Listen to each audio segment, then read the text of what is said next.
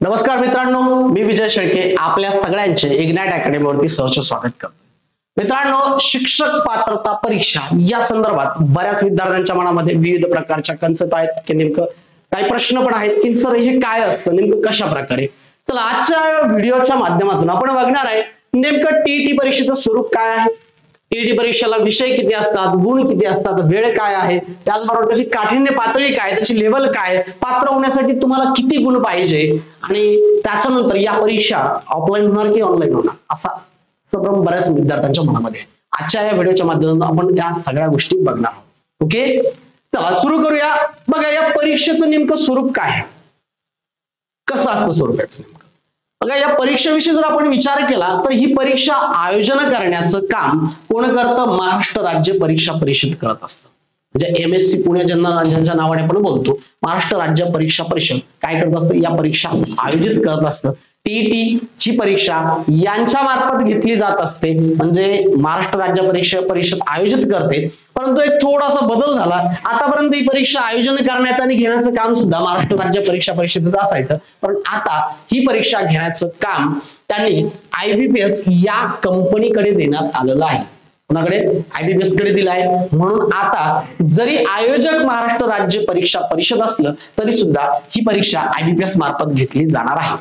Okay, मग आता या परीक्षेला विषय किती आहे, कोणकोणते आहे आणि त्या विषयांना नेमकं गुण किती आहे, परीक्षेचा वेळ किती आहे. तर बघा, या परीक्षेसाठी पेपर 1 आणि पेपर 2 असे दोन पेपर असतात. पेपर 1 आणि पेपर 2. मग पेपर 1 हा 1 ते 5 असणाऱ्या मुलांसाठी आहे, त्यावरती आपण चर्चा करणार. तर पेपर 1 ला तुम्हाला मराठी, इंग्रजी, परिसर अभ्यास, गणित आणि मानसशास्त्र असे 5 विषय असतात पेपर 1 साठी. यामध्ये सगळे विषय कंपल्सरी असतात. तुम्हाला कोणताही विषय तुम्हाला यामध्ये बदलता येत नाही. सगळे विषय कंपल्सरी असतात. प्रत्येक विषय हा 30 मार्कासाठी असतो. अशा एकूण गुणांचा विचार करता तर 150 गुण म्हणजे 150 गुणांचा हा पेपर असतो.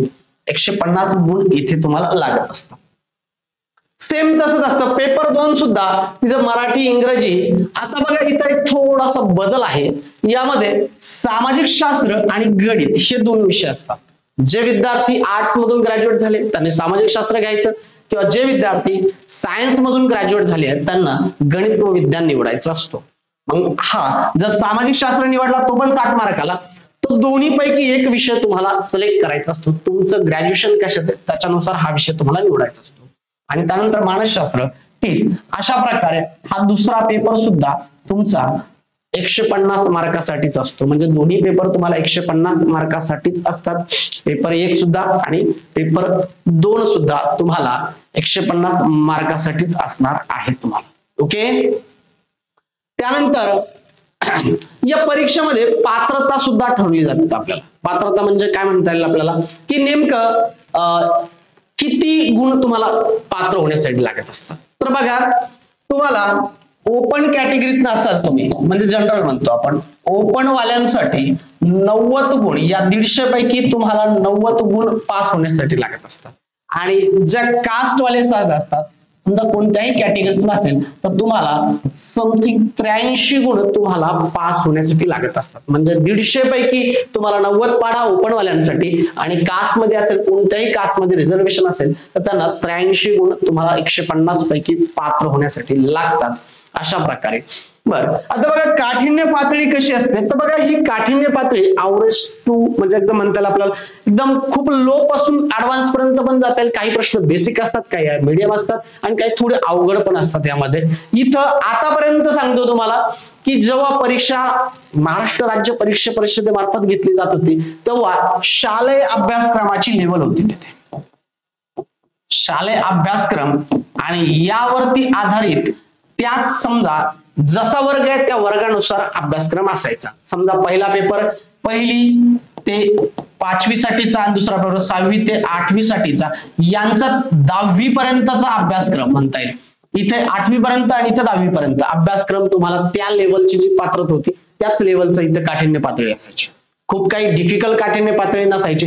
फक्त मुलं शालेय पुस्तकांचा अभ्यास कमी करायचे म्हणून तिथं पात्र होत नसायचे. अशा प्रकारची काठिण्य पातळी आहे. आता दुसरा प्रश्न उरतो की नेमकं सर पेपर 1 कोणासाठी पेपर 2 कोणासाठी, कोणी घ्यायला पाहिजे पेपर 1, कोणी घ्यायला पाहिजे पेपर 2. तर बघा ज्यांचं 12वी प्लस डीएड किंवा डीटीएड म्हणतो आपण त्याला झालंय, त्यांच्यासाठी म्हणजे 1 ते 5 या वर्गासाठी पात्र होण्यासाठी त्यांनी पेपर 1 त्यांच्यासाठी आवश्यक आहे. पेपर 1 त्यांनी द्यायला पाहिजे. ज्यांचं इथपर्यंत शिक्षण झालंय, ज्यांची 12वी झाली, डीएड किंवा डीटीएड झालंय किंवा डीटीएडच्या शेवटच्या वर्षात असणारा सुद्धा ही परीक्षा देऊ शकतो, त्यांना इथपर्यंत काय असतं, पहिला पेपर देता येतो, म्हणजे त्या या वर्गासाठी ते शिक्षक होण्यासाठी पात्र होऊ शकतात. त्यानंतर पेपर 2 कोणासाठी, बघा ज्यांचं 12वी प्लस डीएड झालं किंवा डीटीएड झालं, त्यानंतर प्लस ग्रॅज्युएशन झालं, काय झालं, ग्रॅज्युएशन झालं, त्यांना पेपर 2 देता येतो. ज्यांचं डीएड प्लस ग्रॅज्युएशन त्यांच्यासाठी त्यांना पेपर 2 देता येतो. पेपर 2 साठी ती पात्र आहात. पेपर 2 निवडताना मग सायन्स आणि आर्ट्स हा बॅकग्राऊंड नुसार निवडायचं. त्यानंतर ज्यांचं बीएड आहे, काय ज्यांचं बीएड झालं आहे अशावाल्यांसाठी सुद्धा पेपर 2 देता येतो. कोणत्या वर्गासाठी, 6 ते 8 या वर्गाला शिक्षक होण्यासाठी त्यांना बीएड वाल्यांना सुद्धा पेपर 2 देता येतो. त्यातला फक्त पेपर 2 हा 6 ते 8 साठी चालू शकता. पेपर 1 बीएड वाल्यांसाठी आता नाहीये.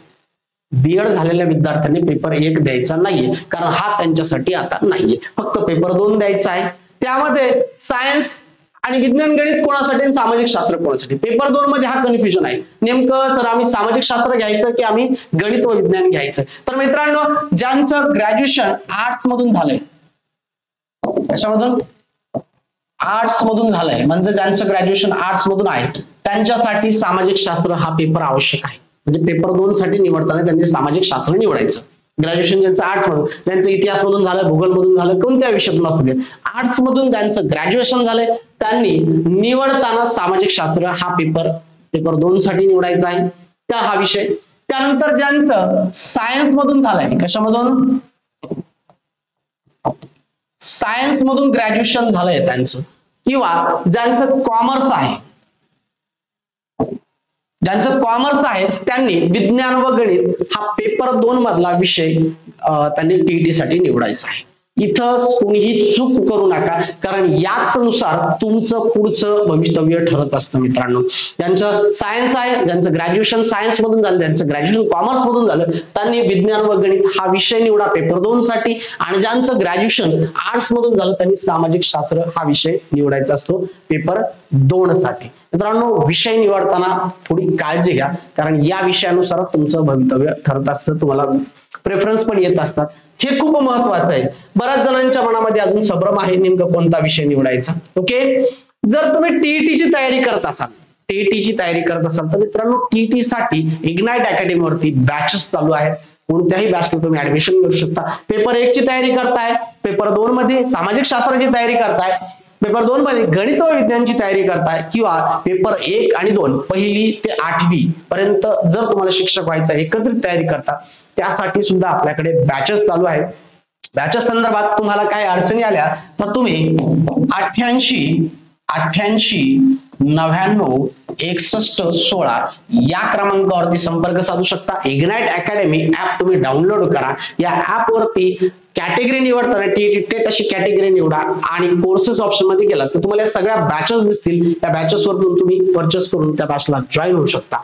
ओके, टीईटी आणि टेट संदर्भात इतर काही समस्या असल्यात कमेंट बॉक्स मध्ये मला नक्की मेन्शन करा. आपण यावरती खूप सारे व्हिडिओ बनवत आहोत. तुमची समस्या नक्की मी यामध्ये घेईन. Okay, thank you, take care, all the best, bye bye, see you.